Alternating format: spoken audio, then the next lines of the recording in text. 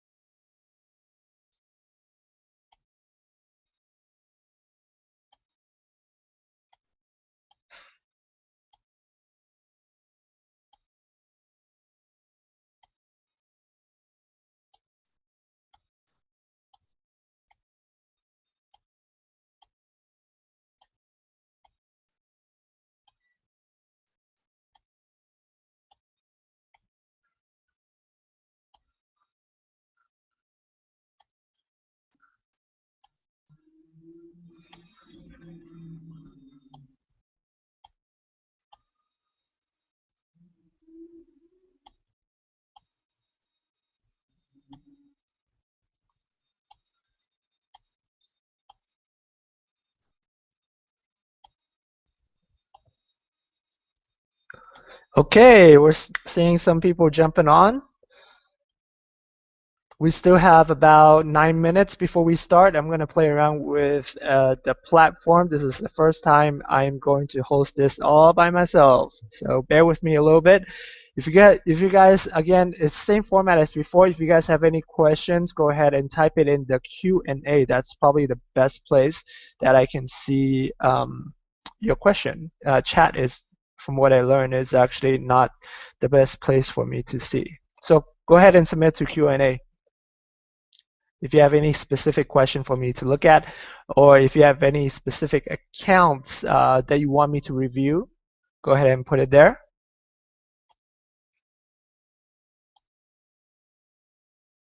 I'm going to enable chat to see your response. If you guys can please type your response there.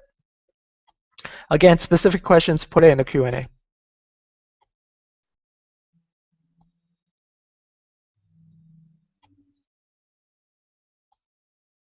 Yep, I'm leading the webinar tonight.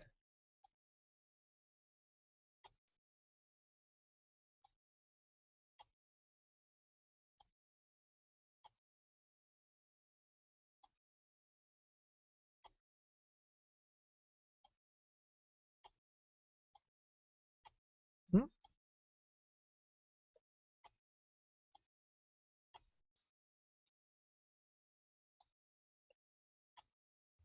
Hello. Hey, Rico.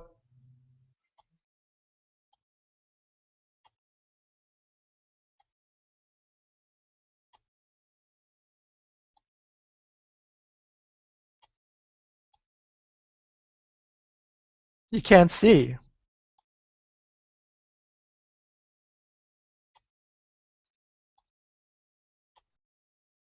Okay, my screen is black. Let's see.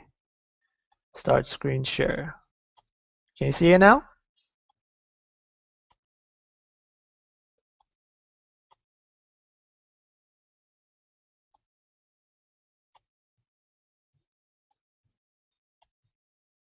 Rico, can you see my screen toggling from page to page? Like, can you see, for example, the DS domination page right now that I'm on?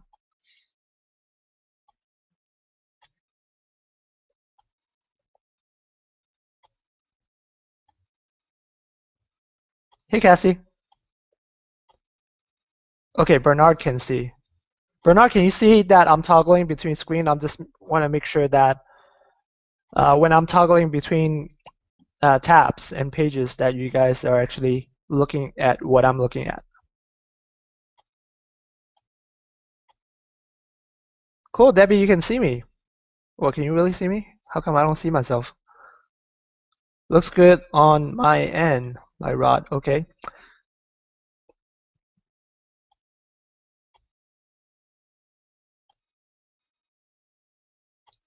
Cool, cool, cool. I don't know how to do this screen within screen, so for the time being, I'll probably just keep it on this page for screen share, just for the sake of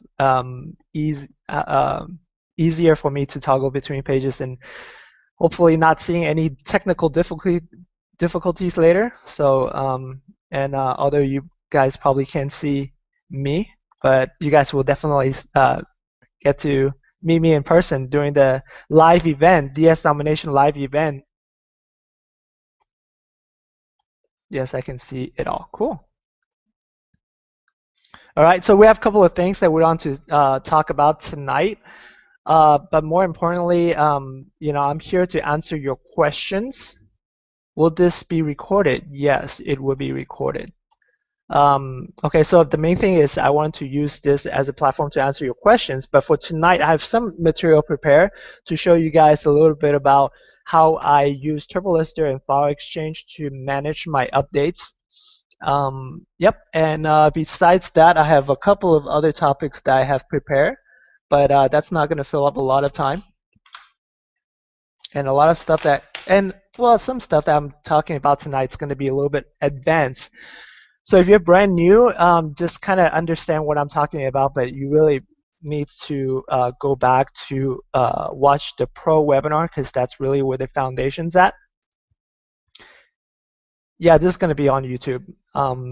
Cool. And so besides that, again, if you guys, hopefully you guys have specific questions for me to answer, and that if you do, please submit it to the Q&A so I'll be able to look at that and help you answer those questions.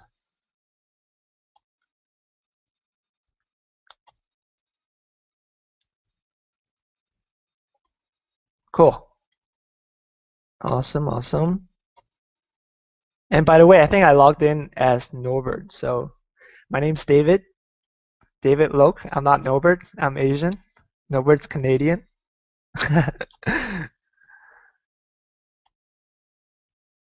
And I've been doing eBay. I started eBay doing the dropshipping business, dropshipping side, as a beta tester with DS Domination in August. So I've got my results pretty quickly, figuring things out and building on top of that and learning learning the basic concept from DS Domination and just kind of grow from there. And obviously still utilizing a lot of the strategy that I've learned and so I will share with you my insights and techniques and specific things that what I do to aid my business throughout these webinars. And I think starting next week, we're going to have more dropshippers going to help me either co-host this webinar or take turns hosting webinars on different dates. But either case, we'll let you know any changes, any upcoming updates for this webinar platform. Okay, we need help with the titles. Okay, Teresa, if you can send me, for example, one of the item ID for me to look at. Send it in the Q&A. That'd be the best. Are you going over global shipping? Okay, I went over global shipping last week, so that's probably going to be the bulk of what I'll cover. What I've covered. You might want to go back to check on that previous recorded webinar, but I can go over. I can I guess reiterate some of the aspect with global shipping tonight too. Okay.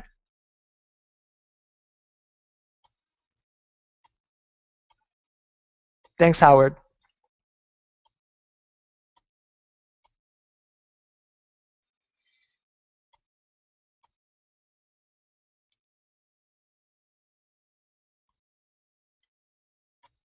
All right, let's see some questions.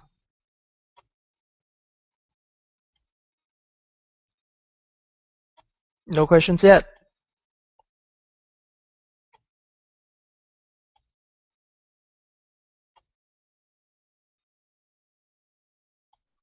Okay, we'll get started in about a minute.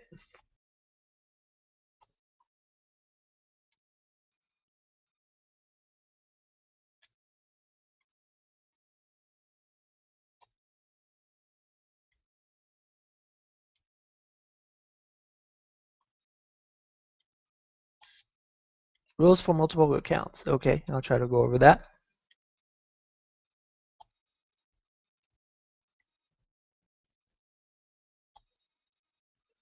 Yep. Okay, I'll answer that for you, Penny.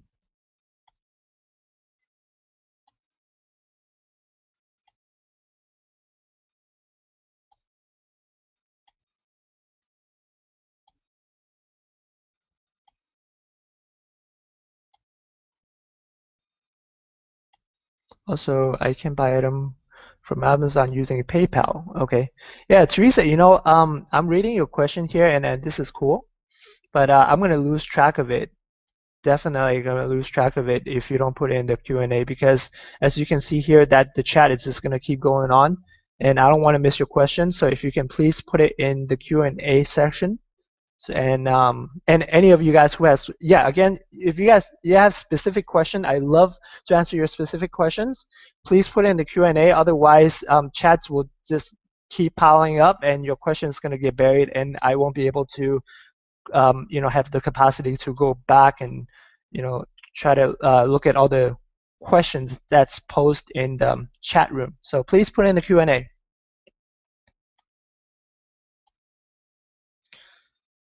Okay, find your previous training. That's recorded on YouTube. I don't have the access to the channel right now, but I'll definitely have Norbert and Jim to send out email to do an email blast to you guys, so you guys can access that YouTube account with the with the previously recorded webinars, eBay webinars. Cool. All right, let's get started. Welcome, you guys. Welcome to Thursday night eBay training webinar. My name's David. I've been hosting this webinar for the last, was it 3 weeks now? And I've been drop shipping since August of last year, and everything that I've learned is just learned through this brief period of time of involvement with DS domination. I can say I'm fortunate enough to learn quickly and apply what I've learned fairly quickly, and to make a full-time income out of this business fairly early on. I believe it was month 2 or month 2.5 where I'm making enough income to do this full-time. And tonight, I wanted to go over a couple of things that I've alluded to on the previous webinar and also on the webinar before, and that is how do you do updates? How do you do bulk updates in terms of price, in terms of availability, outside of just manually going into each of the item pages to do those changes, to changes on the price. And there's a better way to do that. You can do that in bulk. I'm going to touch on that, and just to let you know that there's going to be a DS domination. There's keep a lookout. There's a new product coming out that specifically touches on how to do things in bulk, how to do put up listings faster. I don't have a lot of details on that, but that's going to be, I know that's going to be really good resources. Yeah, so keep an eye on that. But before that specific product comes out, I believe in a month or two, I'll share with you what I do on my side to speed up my process in terms, would be able to speed up your process. Okay?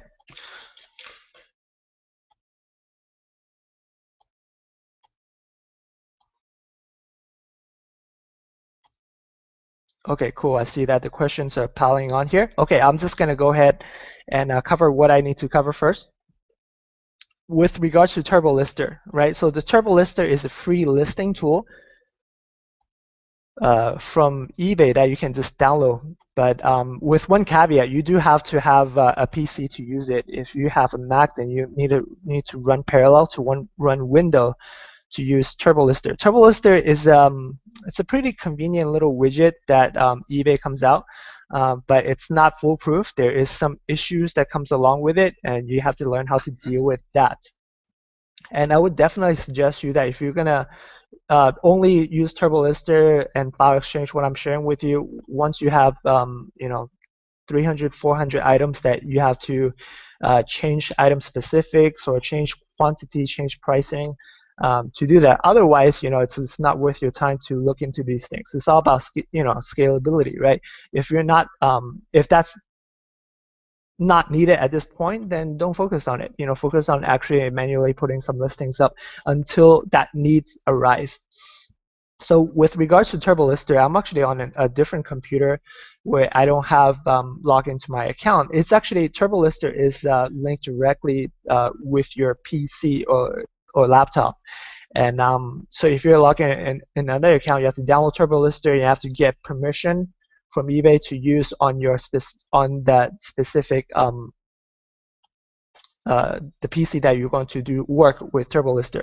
But in either case, I can show you a bit. I saved up some screenshot here for TurboLister. So the beauty of Lister is once you go in, I'll just show you the screenshot here. Once you have logged into your TurboLister, it's a very simple process. You just download it, activate your account, and confirm that you're the owner of this account. Then you get your information here. You just have to sync it. Once you sync it, you have access to all your active listings on this page like that. And within this page, because of the fact that all your active items are lined up row by row by row, you can do changes fairly quickly once you know your item ID that you need to look for. If you don't know the hotkey, it's Control F for find. Type in, or copy and paste your item ID into that Control Find, and then it'll highlight that find item ID and just select that row and click here. If you guys can see here, this is edit mode. Once you click on edit mode, then it allows you to do inline editing. And what that means is that if you wanted to optimize your title, for instance, that one of the items that you could do a better job with editing the title, double click the title, type in whatever you need to do to fill up that space or to take out some words that you don't want, and then change the price according to your new price that you see from what I shared with you previously for keeping track on the price. Do the changes here. Once you've done all the changes, you do all the changes at once, right? Once you've done all those changes, you click synchronize. Then what it does is that TurboLister goes in and read all of your active item changes and sync it back to your account. It's a very simple process, and I like this better because you're gonna I guess it's safer for you to do. Whereas file exchange, you can do some real damage if you're not careful with exactly because there's no check. If you're using, I'll show you file exchange. Essentially, you can do the same thing and not the file. Just to make sure you guys are seeing this okay. Can I get a confirmation here that you guys are seeing what I'm showing you?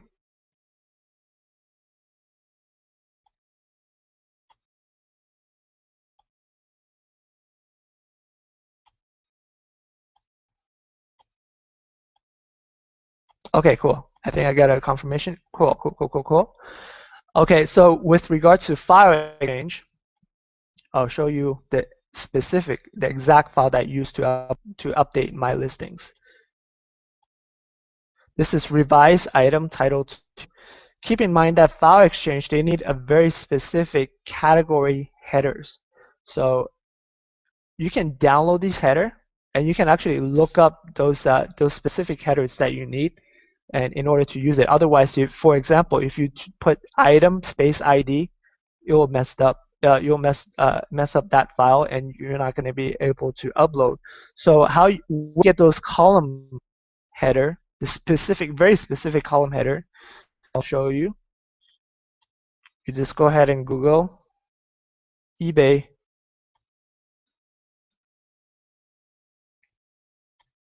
file exchange.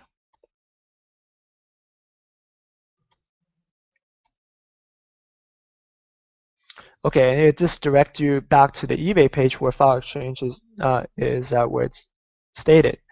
So within here, go to read the FAQs. I always refer back to here because file exchange, you have to be very specific. It's not an interface that you can play around with. You control everything with a CSV Excel file.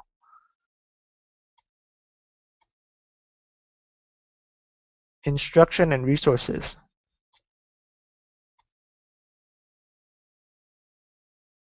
And I'll open up this PDF. So I always go back to this PDF for reference for any type of changes I need to do in bulk. So in here, this is where I find those specific headers. So I know that I need to revise. So first of all, I just do, again, control find to look at revised active listings. And just there's 15 words that, that conforms to this word revise. And I just wanted to look at specific category header for this action of revise and how should I write it out. Okay, so I see here that valid entry for action field is revise. And as you can see, the action field, this is the column header, and this is what I need to do to revise. I need to write the specific word. And then same with item ID. And this is not the only thing that you can revise. You can revise most of everything if you want to. If you were to revise a description, for instance, this is what I would look at. Description.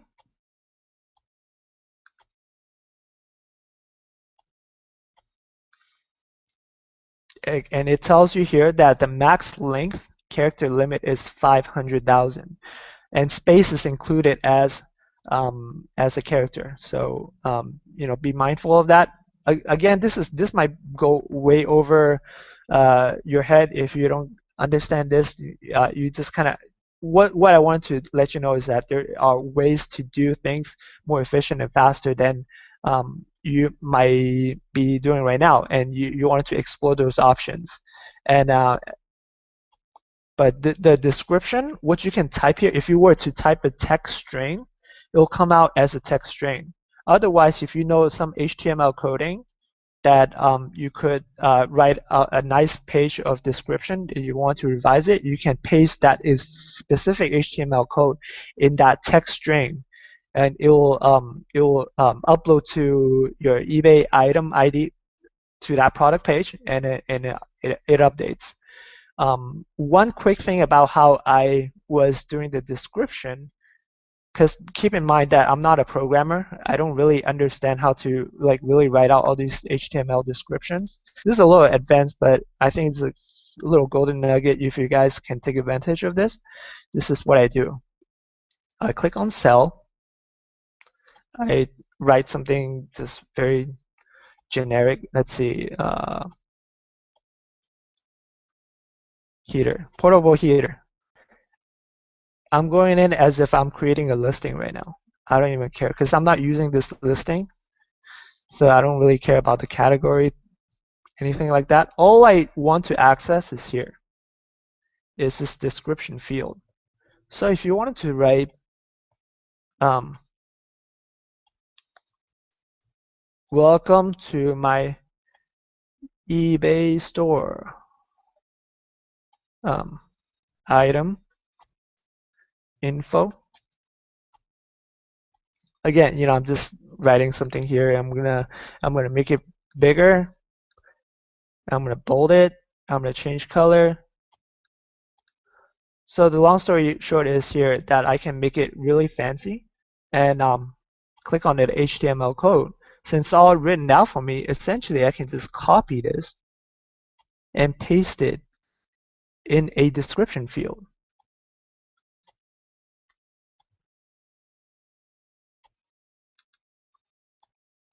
Just like that.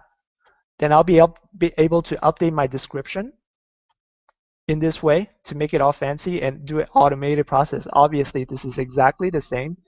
So you can really just copy and drag it down. But if you know how to do something changes, like using various cells to add different components within here, essentially you can just make a revision for your description, just as simple as that. But this is getting a little bit ahead of what I wanted to talk about. The main thing is within a revised item template, you can definitely change start price. This is the price of the item that you're selling. So you change here. After you're done with the spreadsheet, you save it.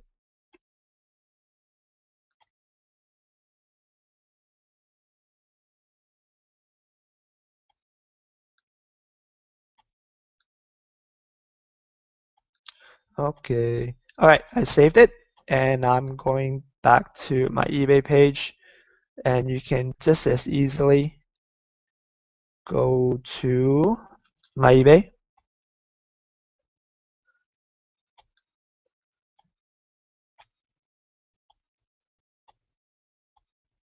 accounts. Oh shoot, I didn't subscribe to File Exchange here, but anyways, you can subscribe to File Exchange. I should be able to.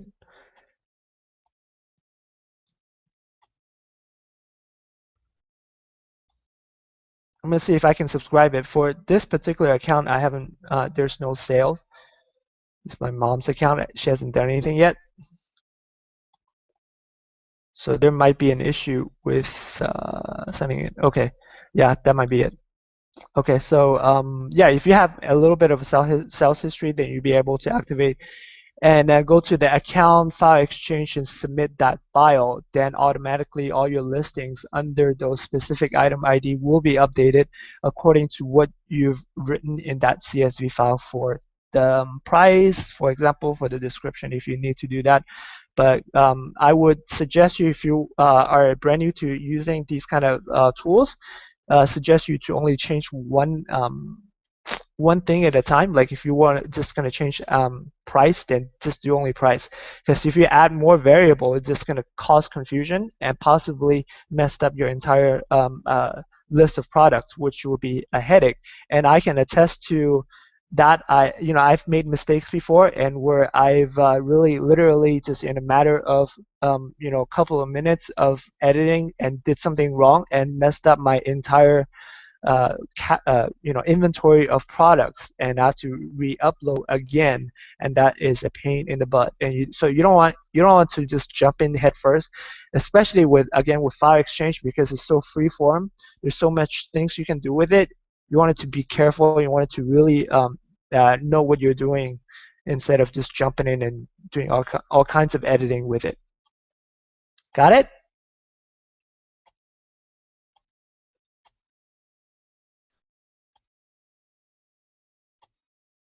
Just white screen, no audio. Can you guys not hear me? Too techy, yeah.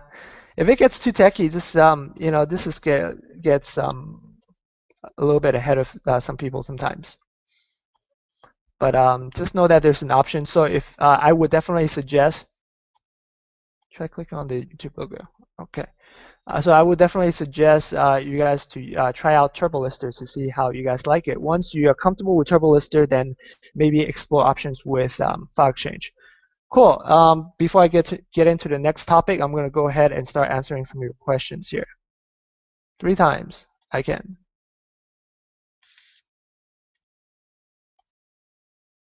Cool. Awesome. All right, rules for multiple accounts. The rule is you can do multiple accounts, but you wanted to make it one account specific for a certain type of product. So if you're going to sell kitchenware and you're going to sell a lot of kitchenware and you want to open up a different account for that, go ahead and do so. But if you're going to sell all kinds of different products and promote each other in different accounts, you're going to get into trouble. So yeah, the rule is you want to specify what you want to sell with multiple accounts. Don't go cross-selling each other. That's going to get you into trouble fast. Is there a way to see how many items Amazon has in stock? There is. Normally, you'd be able to see it right there. If there's a note on the side of Prime, let's see. It's say 15 left, more on the way. 2 left, more on the way. It says something like that. Usually, I mean, I've always noticed, but if I don't see any indication here, I pretty much for me, I take it as there's going to be at least more than enough to just list the item and keep track of it using that website that I told you guys.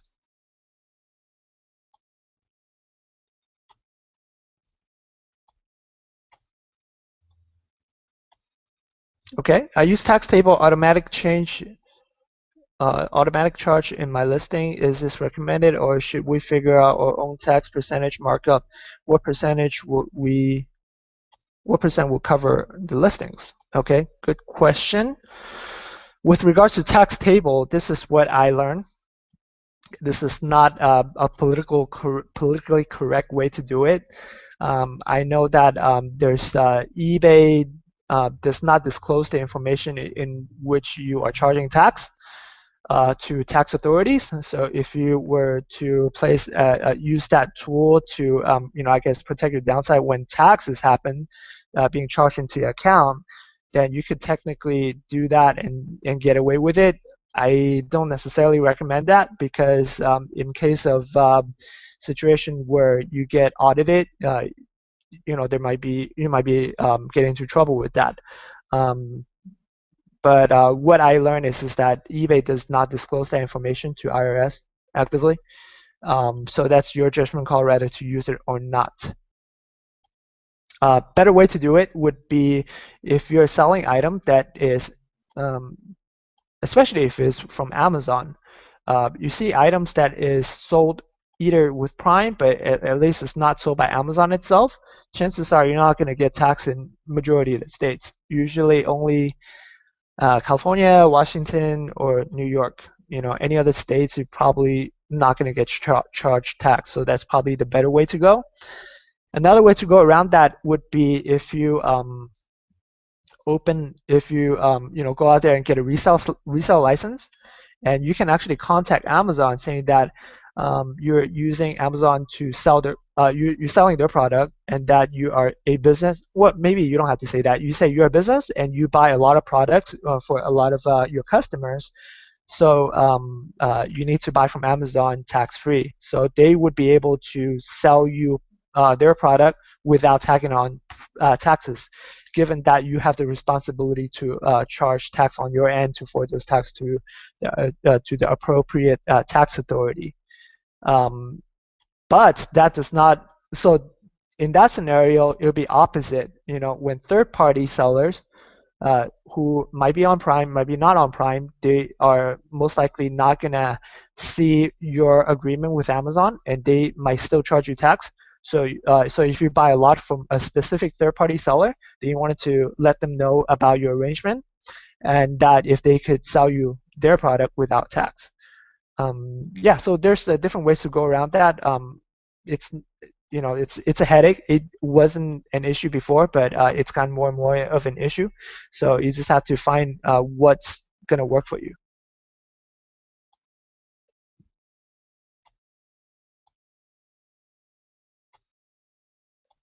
Okay, let's see here. If I open a case, I gave a full refund. Can they leave negative feedback? Yeah, they still could. It's completely up to them how they leave their negative feedback.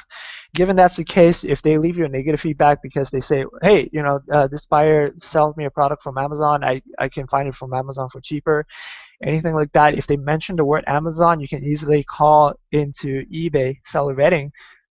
Actually, not seller rating. Just call into eBay and just request to have that feedback removed because they mentioned the word Amazon. It's kind of funny how it's structured, but really, you can kind of understand. eBay doesn't want to lose business to Amazon. If they see that a buyer's leaving that word Amazon in there, it doesn't look good. Um, it could promote other buyers to migrate over to buying from Amazon, which it's not good for the eBay side, eBay corporate side. So for their own selfish interests, that's what they have set up, and it's kind of crazy. It's kind of weird how this works, but that's how it works. And then also another thing with regards to negative feedback, if you get a negative feedback for product damage during international shipping, if you have global shipping, again, eBay will back you up. They will remove that because that's their service. They damage it themselves. You are not responsible. Cool. I'm going to see some of your comments before I go into, if I move forward.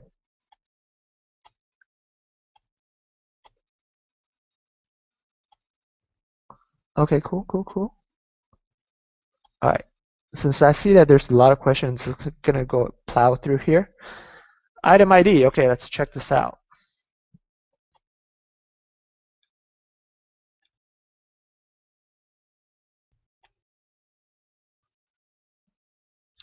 Okay, first things I notice here that there is two category. This is cool in any other sense, but for me, I would definitely not put two category, just because of the fact that it's going to cost you more money. So why pay if it's not going to produce results? Yeah, that also, sorry, just skipped it over. That's another thing. Category does not help in terms of search.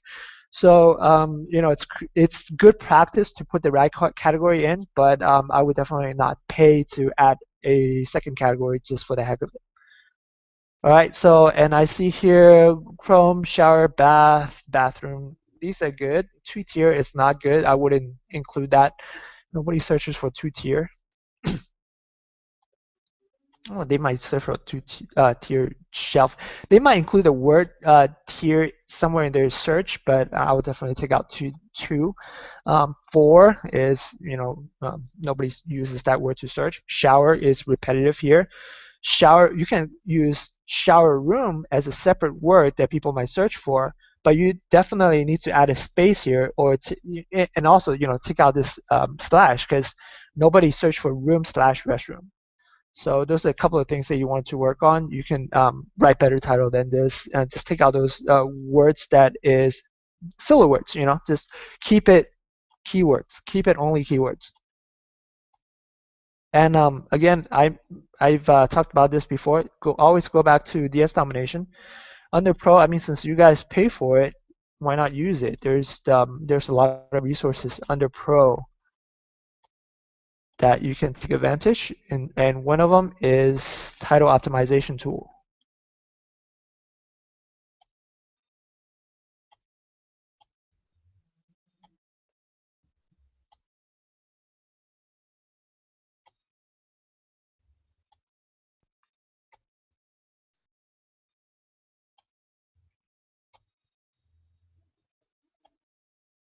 Oh, I think they move things around.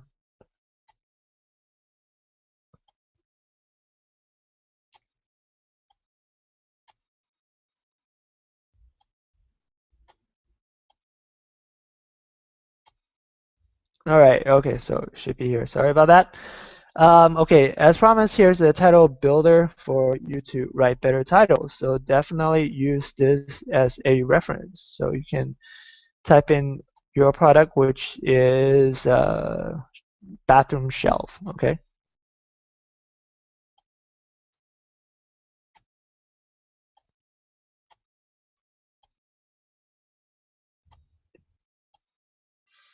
And right here, there's you know, suggested keywords. So you know, you can just, you know, start picking out from there if you haven't add those keywords in.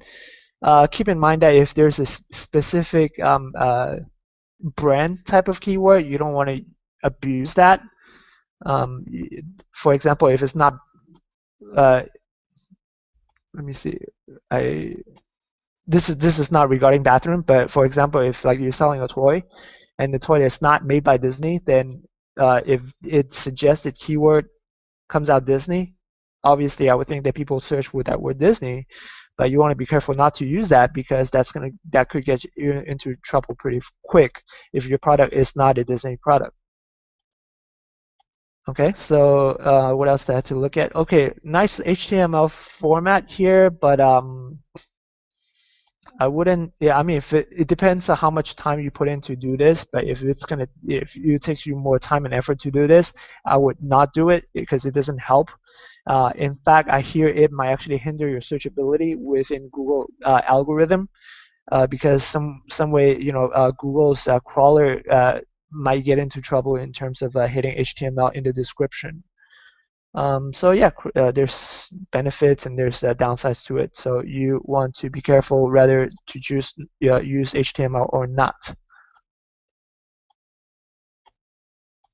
I think you can structure this a little better.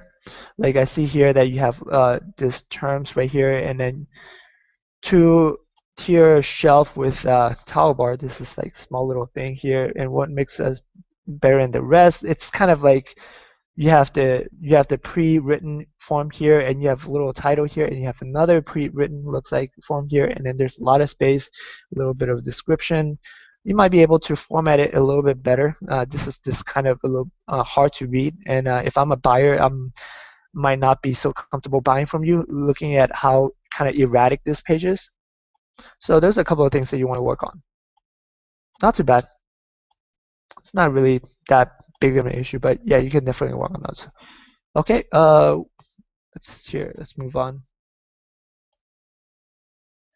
When an item is stuck for several days, do you just delete and do a new one? I'm not sure what you mean, but if an item is not producing you results in a matter of like the entire listing life, which is 30 days, then I might consider removing it. Depends on if the item I see, it's like, for example, I sold a shed, a barn shed. That thing costs $700+, and then I had it in my account for 3 months and I haven't had any action to it. But until recently, somebody wants to buy it and they bought it.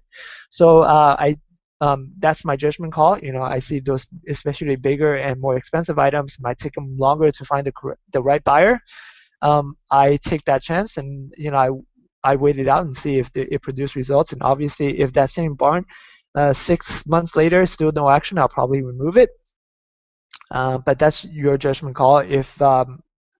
But again, back to me, if I see that an item is that I'm selling for $50 and it costs $35 on Amazon and no action for 2 months, I'm saying, nah, I'm just gonna throw it out. I can find better. Or I can look at it in terms of like, oh, maybe there's something that I could improve to get it ranked better, in terms of writing better titles, in terms of maybe do a promotion on it, do like a 10% off certain things to promote sell, maybe test it out. But in general, if an item that is a cheaper item that I'm selling for $50 and hasn't moved for 2 months, I generally take it out.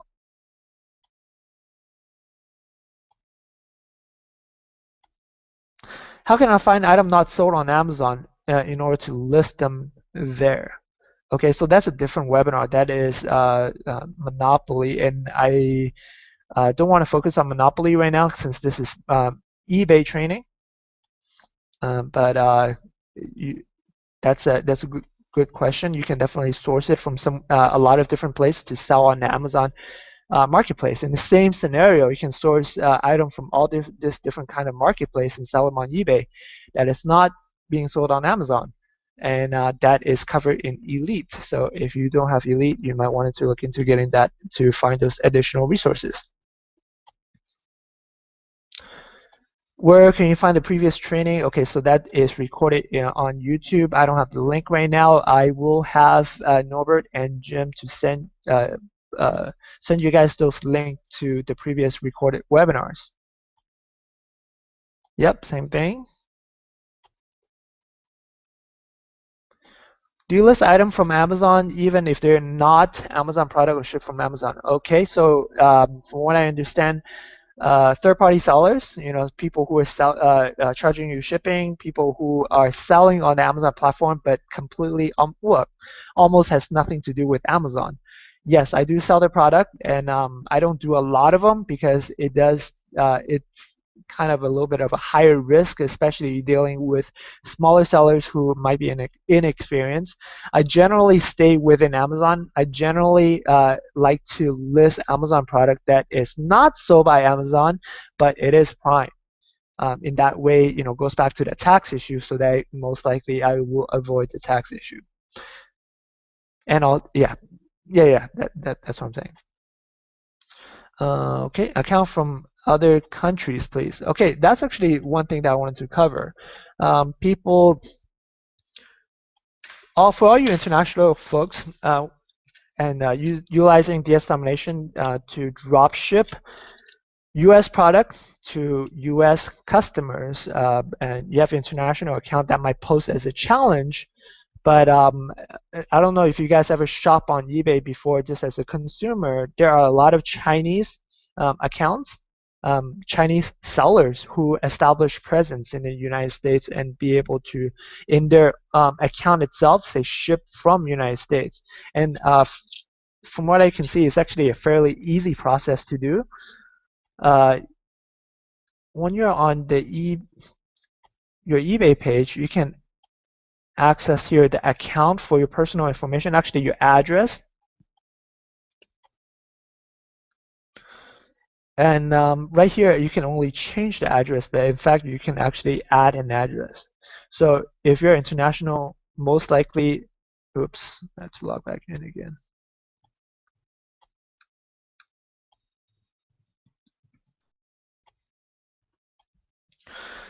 Oops, what's going on here?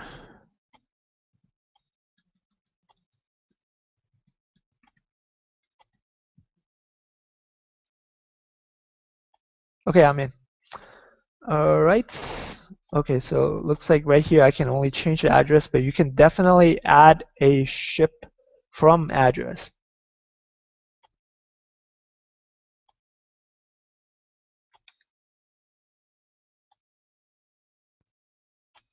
And once you add a ship from address, you can put a just as simple as a state within the United States, and that's where you're shipping from, and that's it. Let's see, right? So your primary ship from address is not set up because this is domestic US account, but you can definitely add that on. And that will allow you to, in your listing, will show that you're shipping from the United States.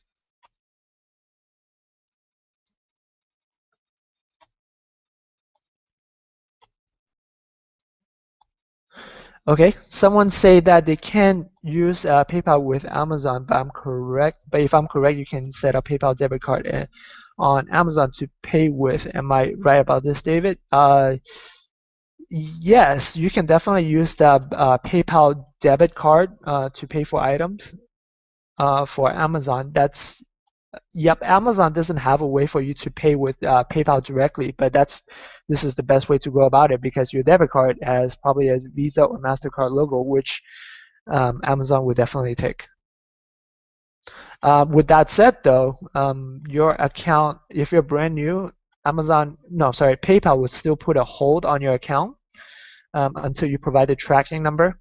Which will take, if once you provide a tracking number, it takes 2 to 3 days for PayPal to clear your money, and then after that you can use it however way you want. For my practice, I generally transfer those funds back to my account and use my own account to pay for the item. You could definitely do this using the PayPal debit card to pay for item, but I have also heard that people, I don't know how this would happen, but here's something about PayPal seeing those transaction, a portion coming in and portion going out about the same item. They might not be happy with what you're doing. I don't know exactly why that is, but I have heard about that, but it's just for my own practice. I just transfer the money out, use my own bank account or my credit card to pay for item. Yeah, just use the PayPal debit card. Yeah, I'm making full-time income just for dropshipping.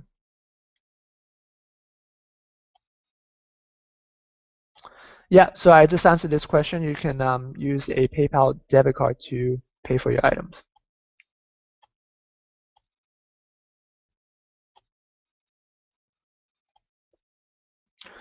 Okay, how to find item. It just go back to a general question. This is better covered by Roger than me. I would definitely just go back to reference back to the spiderweb research in terms of going back to finding sellers, finding items, looking what the seller is selling, and then finding those items and just go out and out and out that way. I've covered that particular topic at least twice in the last 3 webinars, so you might want to go back to refer to those. Again, sorry if you don't have the link, but I'll definitely have Norbert and Jim send you guys out those links so that you have access to those previous webinars. Okay? Doing variation listings, I don't do them. It's clear as that. It takes more effort to figure out a way to put those variation in, to monitor whether I have enough variation, some variation being sold out, some variation being not. I don't do variation.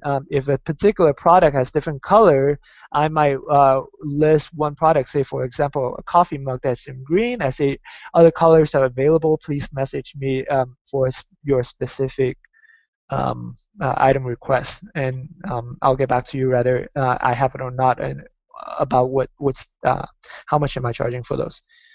Okay, so again, I don't do variation on the listing itself. Where to sign up eBay? If we can sign up for TurboLister, yep, sure. It's very simple. Just I always, again, if you guys attended my webinar, you can always see I always go back to use Google to search everything. So eBay, I just type in eBay Turbo Lister.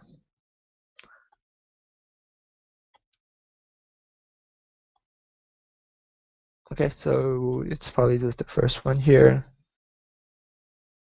No, this is a form.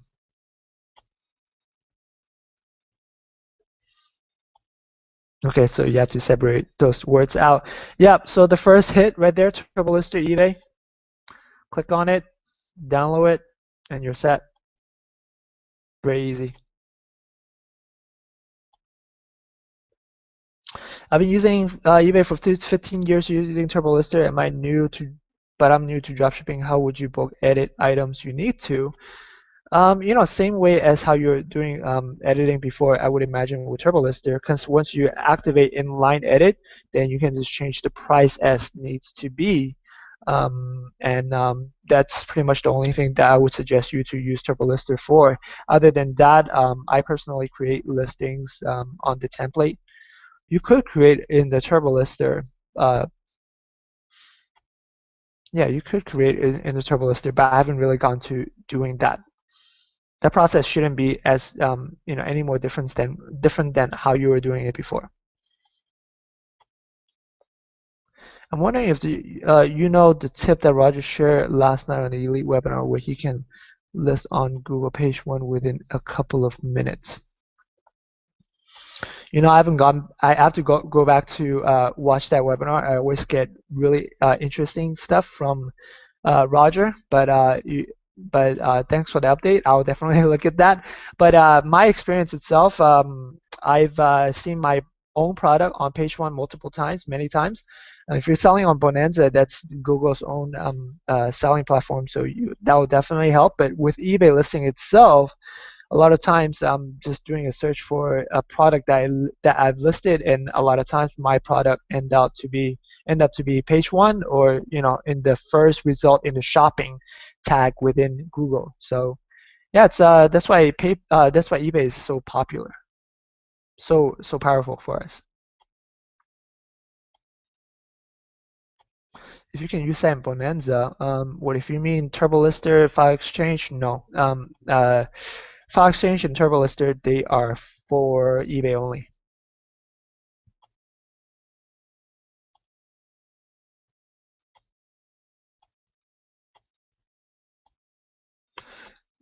Don't know how to do title, and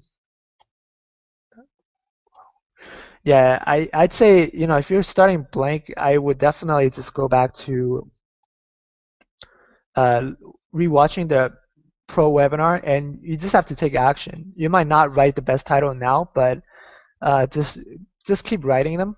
Just knowing that you have to stuff it with the right keywords, and that's really the most important thing that you need to do.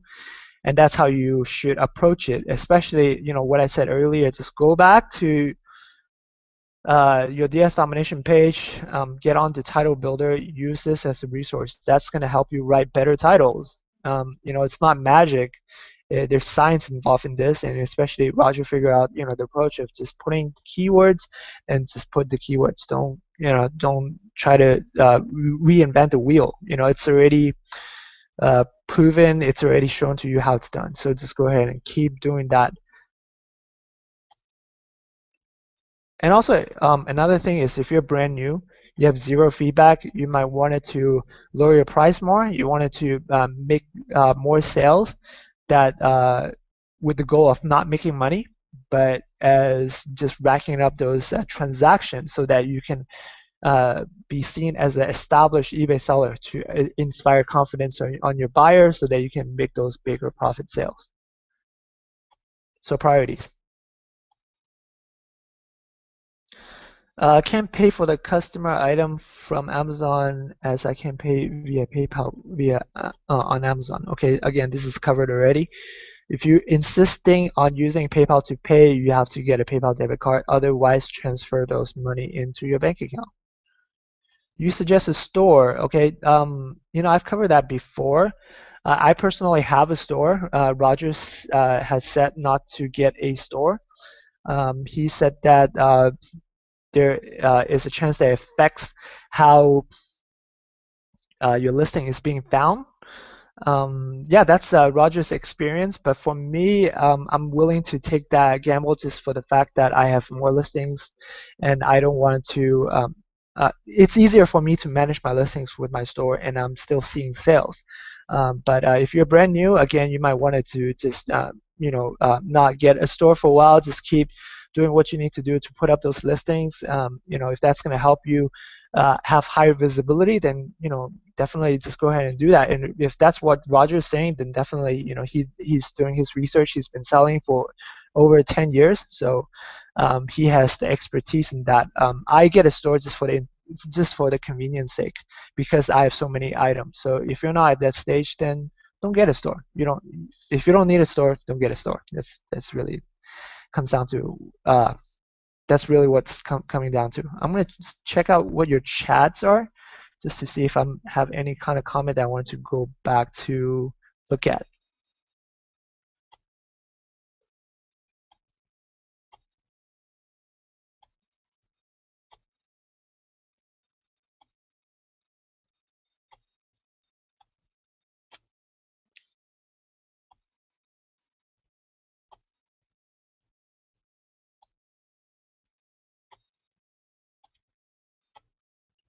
Being international, we're not able to use a PayPal card. Would you suggest we use?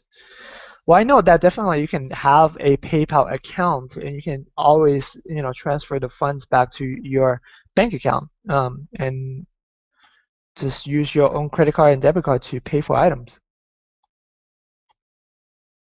I think that's the easiest way to do it.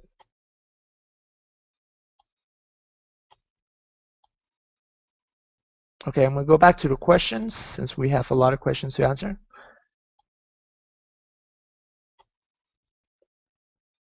eBay show payment pending for 2 days. It's also show that buyer initiated payment. Did PayPal hold my payment? What should I do? Okay, if PayPal is holding the money or if PayPal hasn't gone through with the transaction, it's because of the buyer, they have to approve the transaction from the buyer's account, then by all means wait. And on your eBay account, it also reflects that. It'll show that it's a payment pending instead of a shipping, product ready to ship or awaiting shipment. That's what's called.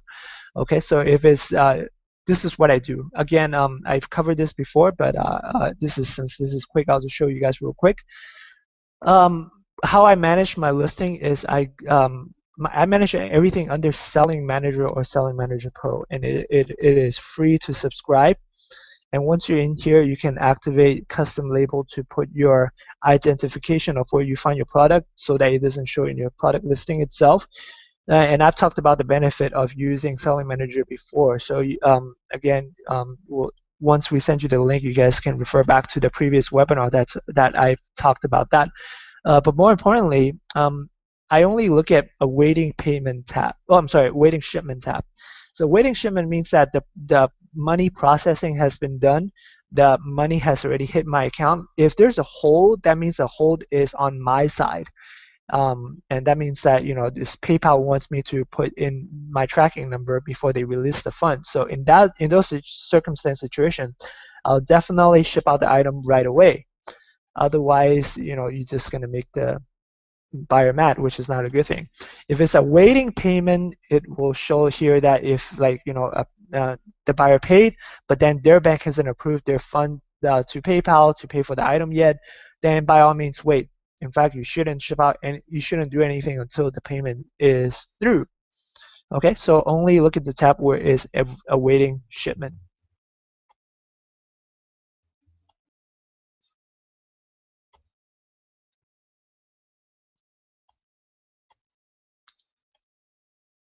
Okay, do you know? Okay, yeah, so we just covered that.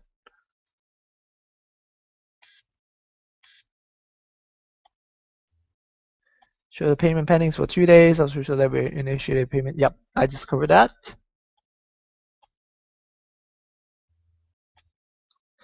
How do I recoup fees? So, okay, so you just cancel the transaction with the buyer. What you need to do is you will go back to create a case, start a case.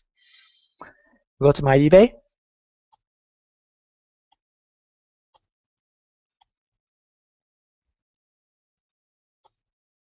Oh, this is a different page.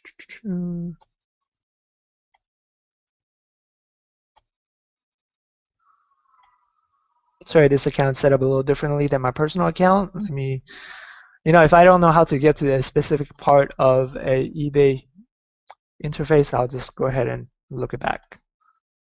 eBay case. Just do a Google search. It's the easiest. There you go. Easy, super easy. So resolution center, that's where you would normally deal with any kind of case that the customer has opened for you. Or if you want to open a case to recoup your final value feedback, you just go ahead and click buy and I agree to cancel, continue. You have to put in the item number here, but since there's no transaction here, I don't think I'll be able to do the next step and be able to show you the next step. But you just put in the item number here, and you can select that you ran out of stock or you sold the item to a different person. Among a lot of different reasons that you have for canceling the transaction, it's up to you to choose which one. What I knew from before is that you don't want to select those. I ran out. What I was shown before is that not to select those that ran out of stock. But from what I understand recently, that it actually doesn't make any changes. So you can just click that. That way, the buyer know that it's your fault and you have agreed to it. Then they won't see that you're trying to put the blame on them. Either case, it has no repercussion. It doesn't affect you. It doesn't affect them. Once they accepted it, or if they leave that cancellation alone for 7 days, automatically your final value fee goes back to your account.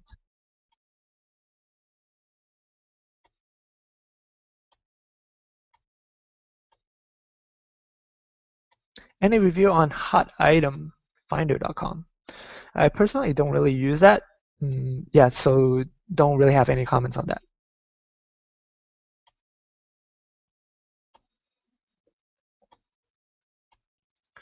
Resize picture using de-estimation software.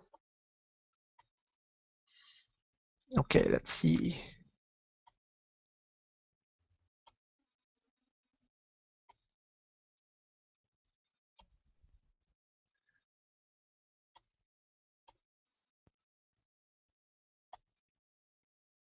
For me personally, for resizing pictures, I actually have to look into, instead of wasting your time to showing you how I would, figure out how to resize pictures within the de-estimation software. I just open picture in a window pane and then size the picture size, reformat the picture size. I do at least to make sure that the longest size is 500 megabytes, or no, sorry, 500 pixel and above, then I'm in good standing. Then I'll just upload back to eBay. So I use various tools. Sometimes I use Photoshop, but it's a really quick process. You just have to learn it. Once you have a way that you are comfortable in resizing picture, then you can just keep doing it and doing it and doing it. Really easy.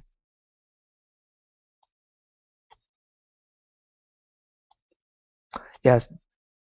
Okay, let's do a review.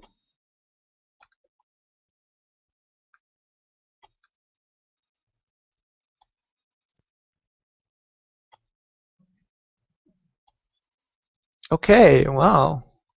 I wonder if you take this picture yourself or if you grab it online from somewhere else. But either case, if there's no watermark from a particular seller, I think you're safe.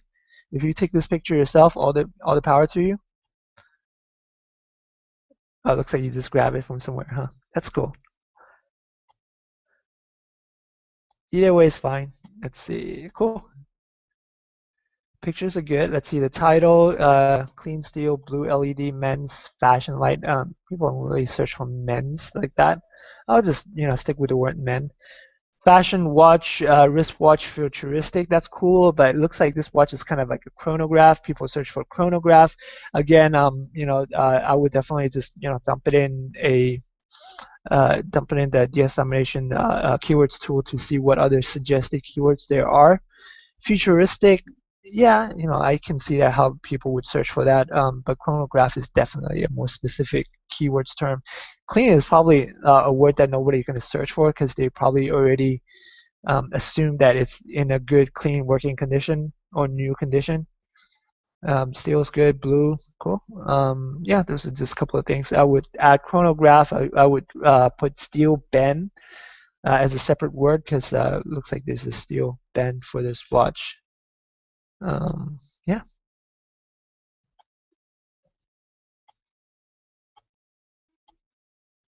Oh yeah, definitely. I'll go back to a description to look at what other words I can use within the description to help write keywords for the title. Okay, so from what I see here, I don't get much.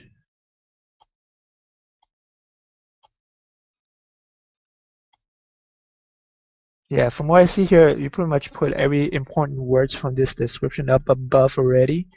But just from my personal experience, I know this chronograph you might want to put that. Okay, I see your terms here. Yeah, this looks pretty good. This looks decent. I don't know how your pricings are, in terms of from your source, but that's for you to judge. If looks like you have a relatively small amount of feedback, so you might want to sell it for a lesser price, just to promote some sales. Maybe like push through a couple of sales before you start marking it up more. Then again, $27.99. I don't know where you're sourcing this item from. If you're selling Amazon item, I would suggest you to sell Amazon item that costs you $35 or more to avoid issue with regards to um, abusing Prime. So $35 or more, you get free shipping either way. So that way you're not even touching Prime, which is a better way to go. Yeah, that's pretty much what I have to. Sorry, this is pretty much what I have to say about it.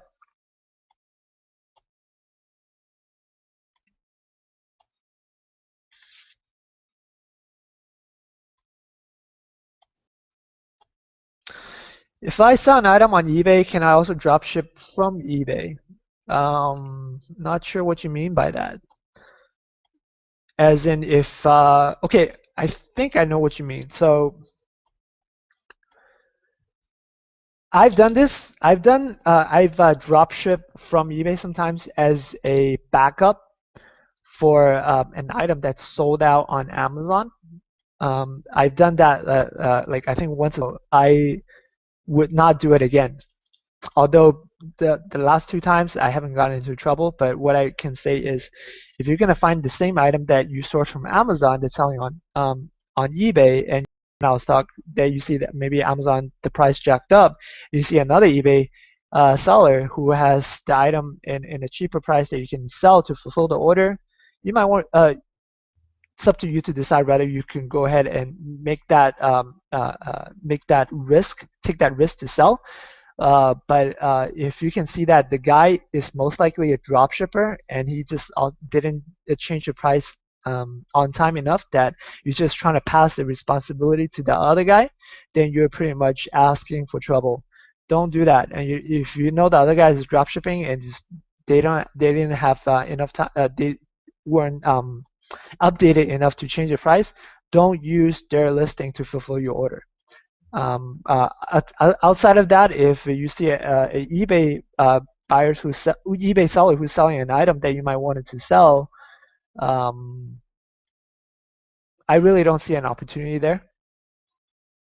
Maybe you can buy from bulk, but that's not really drop shipping. Yeah, I wouldn't do it. There's really no opportunity in doing that.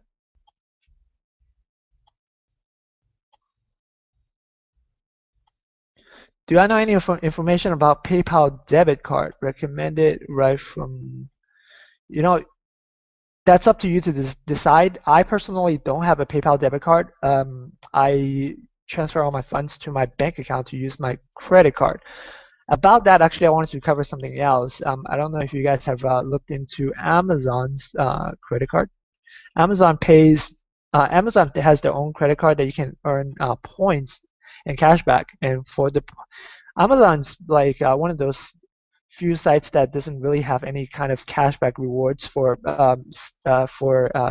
buying on their platform. But if you subscribe to Amazon credit card, if you get approved for it, you earn, I believe, 3 points per every dollar spent, and that pretty much equates to about 3% in points that you can go back and use to um, buy Amazon products. So I would suggest you doing that instead of doing a Prime debit card for Amazon orders. But depends. I mean, if Amazon, if PayPal is paying up higher percentages, you might want to stick with that. But I personally don't have a PayPal debit card.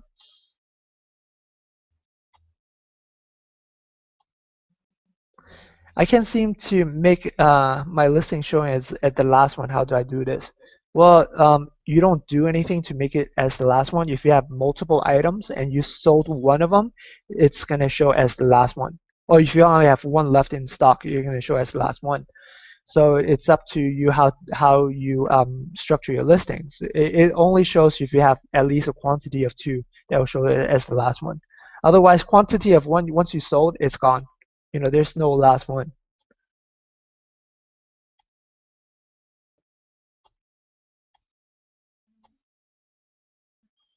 How can you transfer money from PayPal to your account? I can log into PayPal from here, but it's a really simple process. If you're really stuck with not knowing how to transfer money from PayPal to your account, call PayPal and they'll walk you through the process. It's very simple.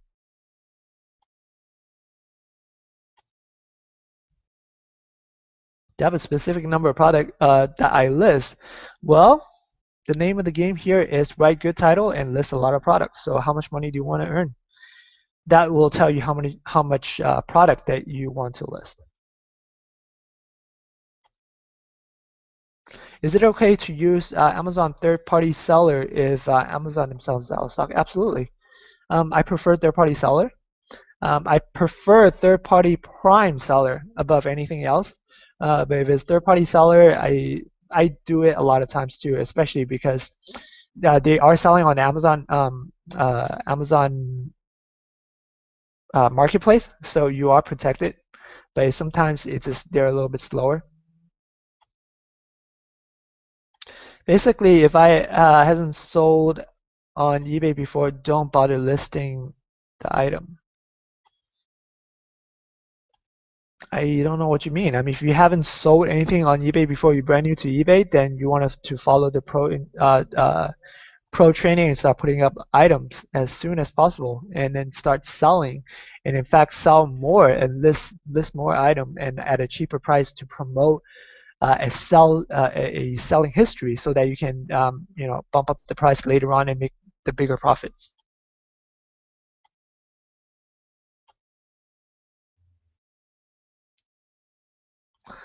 Yeah, I don't want to focus too much on Bonanza, and personally, I don't have a lot of experience with it. I don't make a lot of sales with Bonanza, so that's just on my periphery. Don't really focus on that too much.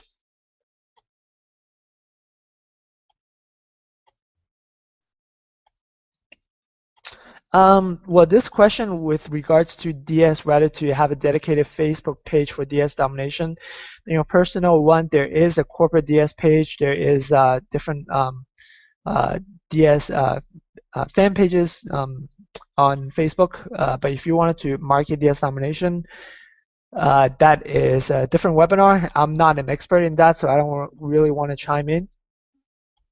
But if you're just brand new, I would say use a personal one, until you learn the ropes.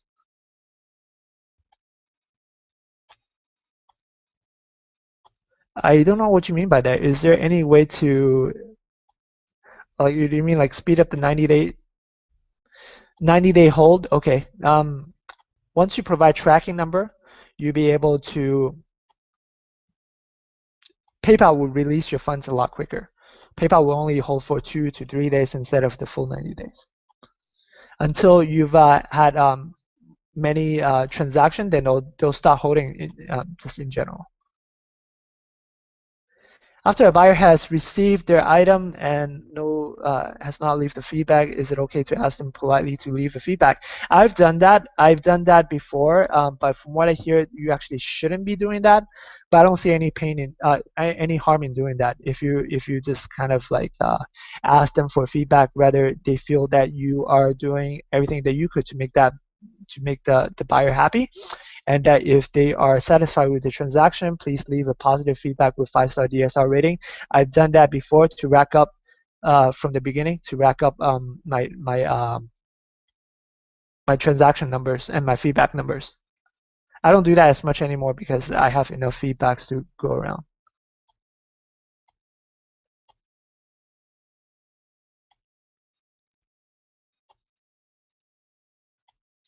More cheaper the fees in store.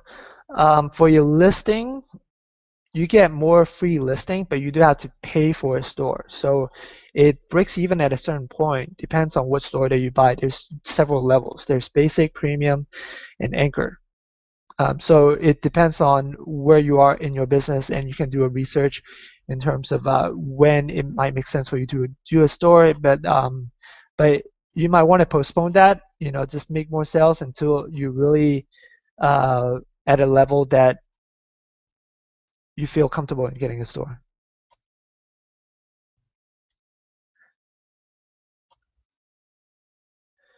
Is there a penalty for not using the picture cropper? Use the picture straight from Amazon without cropping. Okay, so if your picture is too small, you're just not going to be able to upload into eBay, and so you won't be able to list your item if that's an issue. But if you can upload the picture without you touching it, then that means that the picture is big enough. Then that means that you shouldn't even touch it. You just upload it and move on.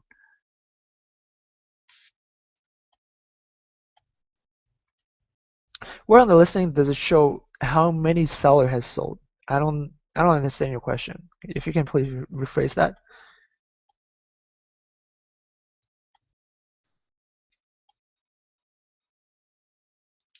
If the word in the title is in the category you choose, okay. Okay, I've talked about this before. You don't want to rely on the category. The category actually doesn't do you any good in terms of search. You would definitely want to include those words in your title because that is the most important thing. That is going to matter a lot more than whether your listing is going to show or not, and also helps your listing to be shown up in outside of eBay on Google's front page, for example. So given the chance to write that category information, like for example, like office furniture goods, or office furniture, something like that, and you want to include those words in your title too, so that it makes the buyer easier to search it out. Yeah, category doesn't really quite help. It's just only for eBay's own classification.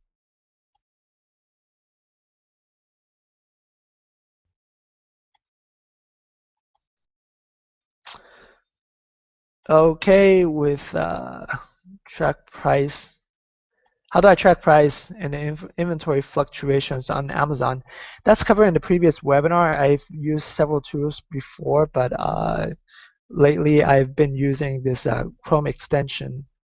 I always forget the name, but since this is not my computer, I can doesn't have it's not saved in this particular browser. But let me remember what that was.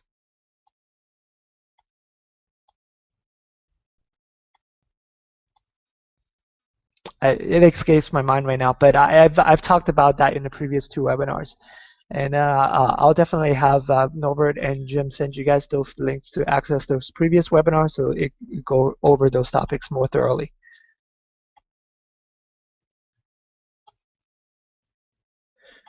When do you leave your feedback as a seller? Okay, I've set it up in my account so that when the buyer buys from me and pays, I automatically leave a pre-written feedback.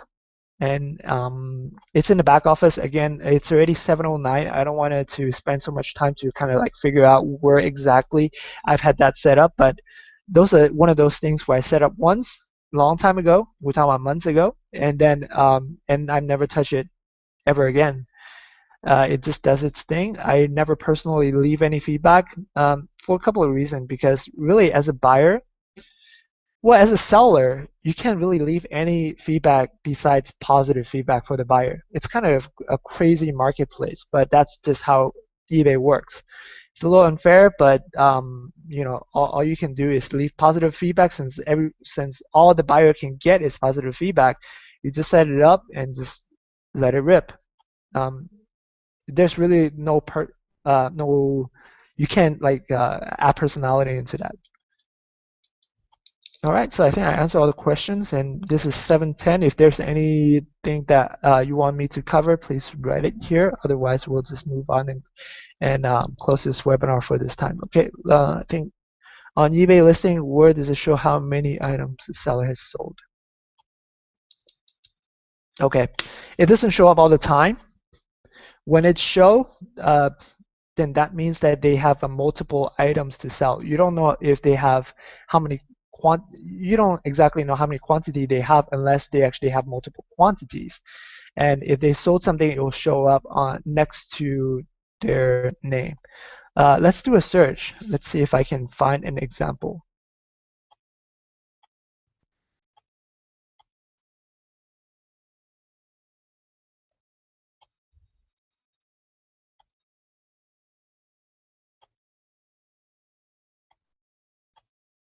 So for all you guys don't know how to search for specific buyers and to check out their item, you can scroll.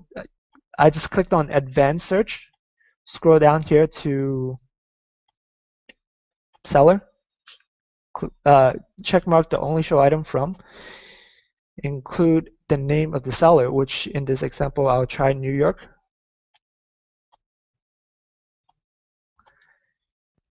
He does a lot of volume on eBay, and looks like he sells his product primarily from Amazon.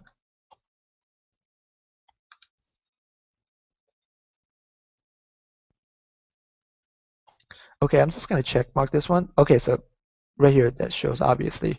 So 63 items sold, 2 available right now. How does that happen? Why wouldn't be like, one sold since there's only 2 available? What happens is that this person is keep relisting and relisting and relisting the same item, so it just kind of gets tracked and gets added up. That is, there's 63 sold. But from what my experience is that this number only shows up when you have multiple items available. Then it shows. If it's just a quantity of one, this number of items sold. From what I've seen, it doesn't necessarily show up. But yeah, that's where you see it. That's where you get that information. And I don't know if you guys noticed, this is eBay has changed the layout a little bit since last time. This is an older listing template. Now the item number doesn't show up here anymore. I think it shows up like down below the guarantee.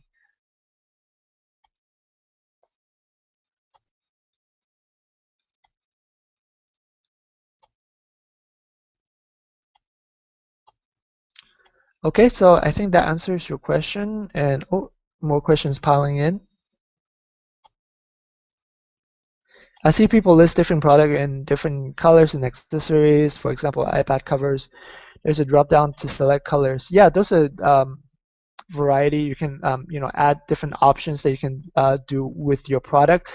I've talked about this before. I don't do those variations. I just don't like them because they create complexity in my business, and it's harder for me to track in terms of different variation being sold out. It's just harder for me, and I don't see the payout for it, so I don't do it.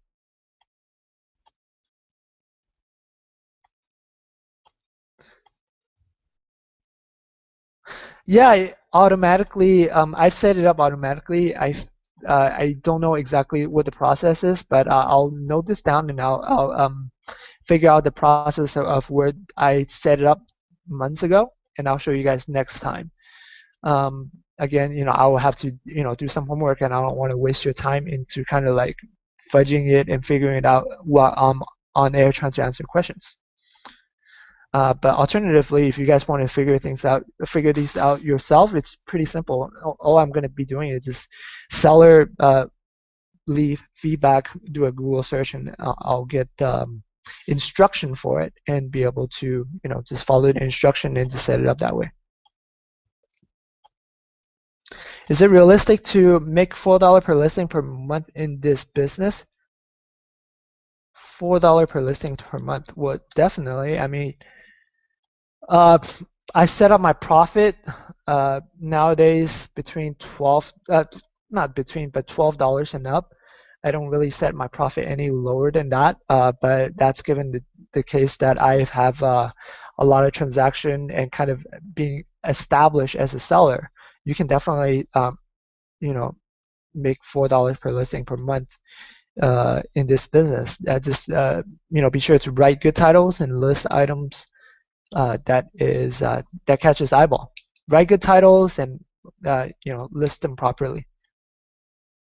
And also, more importantly, also Amazon's a good marketplace to find item.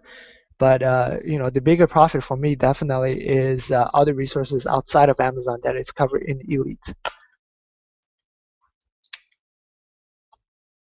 Also, to kind of get off track a little bit, is the cashback is another big chunk of money that I make monthly.